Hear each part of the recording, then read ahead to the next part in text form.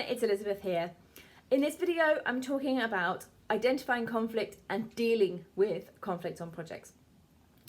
Specifically about dealing with conflicting priorities, because I think that's a very common theme that we see on projects at various different points in the project lifecycle. But first, let's talk about how can you identify conflict. In previous videos, I've talked about where you might get conflict and what causes conflict, but it's fine to know that, but how do you actually identify it? When do you know when you're looking at something that is going to be a problem behaviour? The first tip for identifying conflict is just to be aware that it might happen. I think very often we assume that because we work in a professional environment, because the people we work with are paid quite a lot of money, we expect them to behave in certain ways, and therefore we are a bit blinded to the fact that they might not be behaving in the best possible way, the most professional way. People have agendas and people have bad days. It happens. So the first thing to know about conflict is that it could happen. Be on the alert for it. Start keeping your eyes open. Start looking for it, and don't assume that it can't happen to you, I think. So I also think another reason why we stop looking for it or pretend it's not happening, subconsciously or otherwise, is that it's difficult to deal with. I personally avoid conflict at all costs. I don't like having difficult conversations with my team. I prefer not to be in conflict situations. It makes me uncomfortable. I have obviously managed conflicts on project teams. It's what you do as a project manager. So you can get over that and still be able to work perfectly well. So because your personal preference may well be like mine in a conflict avoidance, doesn't mean that you cannot do the job, doesn't mean that you won't be able to cope with conflict situations. It just means you need different strategies and probably a bit of thought going into how you're going to tackle a situation before you just dive straight in. So being alert to the idea that it could happen on your project is one thing, and then having some strategies to be able to deal with it so you feel confident about identifying it is another thing. But basically what you're looking out for are places where people don't agree, places where people are doing behaviours that you think are unprofessional, like someone says something and then there's eye rolling happening in the background where people are going, ugh, pulling faces.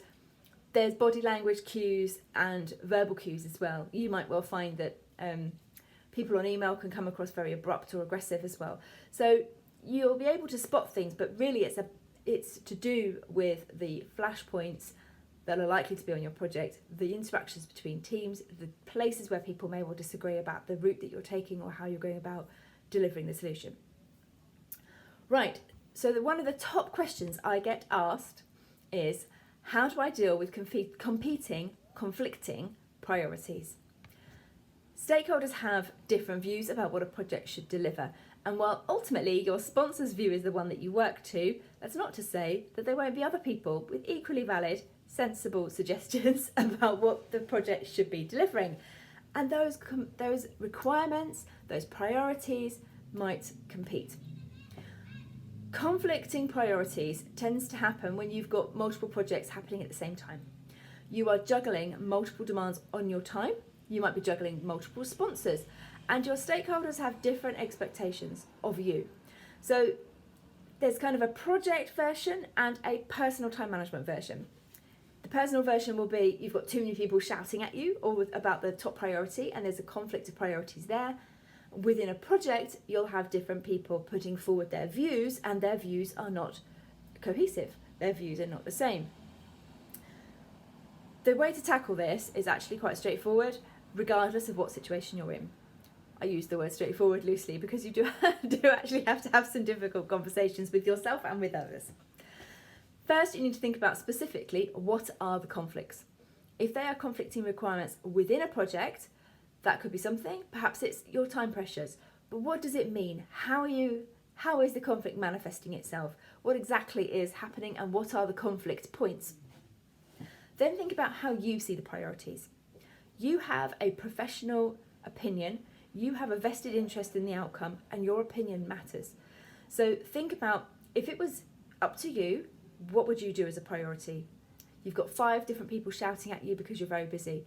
What do you think is the priority for your time, using your business acumen, using your professional head, and making a best business judgment about what you should be doing? If there's a conflict between stakeholders on your project, you do exactly the same thing.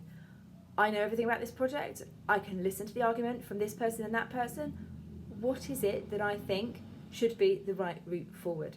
What's my personal view?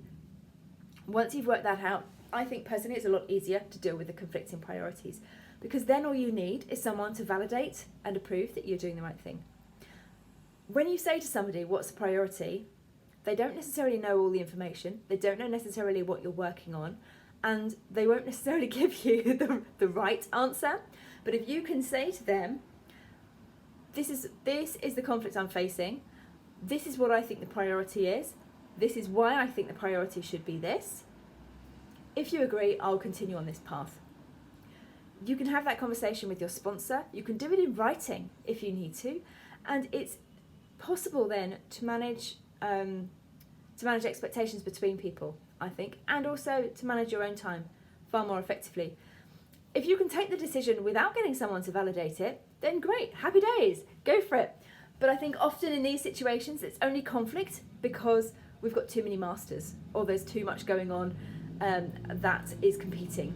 If we could make the decision, then we wouldn't be in a conflict situation, because you just take the decision and move, wouldn't you? You just take the decision and get on with it, and hang everything else. You're only in a conflict situation because you're not necessarily in a position of power to make the decision. So validate your priorities with your line manager, with your sponsor, with your PMO director, whoever it is, and then work to that. That's basically how to do it. Set your priorities and work to that, and keep on top of making sure people know what that is for you, what those priorities are, and if they have an issue with them, they take it up with somebody else, because it's not on you at that point.